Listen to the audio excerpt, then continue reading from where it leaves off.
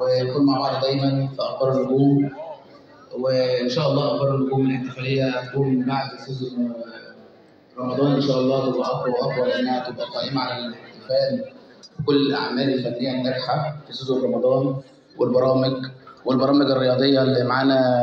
بسم الله ما شاء الله، يعني علامه الاستاذ مصطفى يونس، علامه من اللي احنا بنسمع الكلام بتاعه بجد بنكون فخورين ان في حد عنده القوه اللي بيتكلم بيها والمصداقيه اللي بيتكلم بيها، واحنا كلنا فاهمينك يا كابتن وكلنا في ظهرك وتستحق كل الخير يعني. شكرا جزيلا. شكرا مستر علاء. خلونا كمان نرحب في الليله الجميله اللي كلها نجاح وتألق وابداع دي بمدام مروه نور، رئيس مجلس اداره مجله.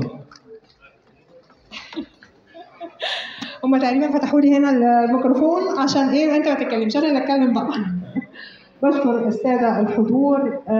طبعا مهرجان اخر موضه جزء لا يتجزأ من اخبار النجوم، وهم الاثنين صرح كبير وعظيم. بشكر الساده الحضور وبشكر تواجدكم اللي شرفونا كنجوم، وطبعا الكابتن مصطفى يونس اللي مشرف ومنور، كابتن حمدي جمعه اللي منور الدنيا، الكابتن عبد الناصر زيدان شرفنا بالحضور، الفنانه جميله مروه اللبنانيه القمر اللي مشرفانا، الفنانه الجميله خورشيد، نجوم كتير كمان هم على وشك الوصول هيشرفونا.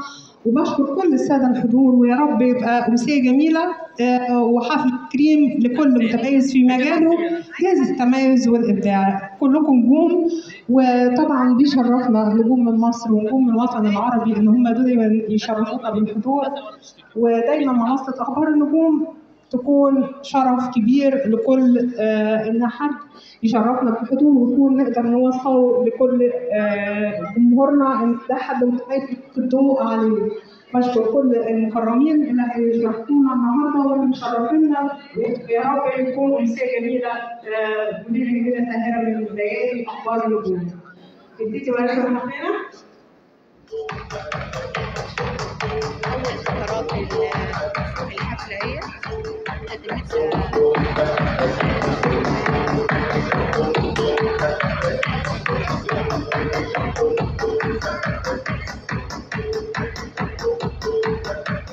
احنا ان شاء الله ليلتنا النهارده يا جماعه كلها مبدعين ونجوم في مجالات كتير، فهنفرح بنجاحهم وبقصصهم الملهمه وبنجاحاتهم في مجالات كتير.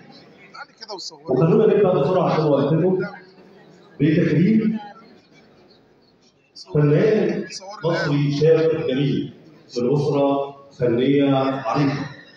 هو مثير للجدل شويه على السوشيال ميديا وعامل قلق، لكن من الناس اللي تحس انه اخوك او صاحبك او جارك في اي دور بيعمله. مسلسل الحب اقوى، مسلسل العائلة، ملكة الجمال. تحياتي للعائله الكريمه. انا برحب بالنجم الفنان عمر خورشيد.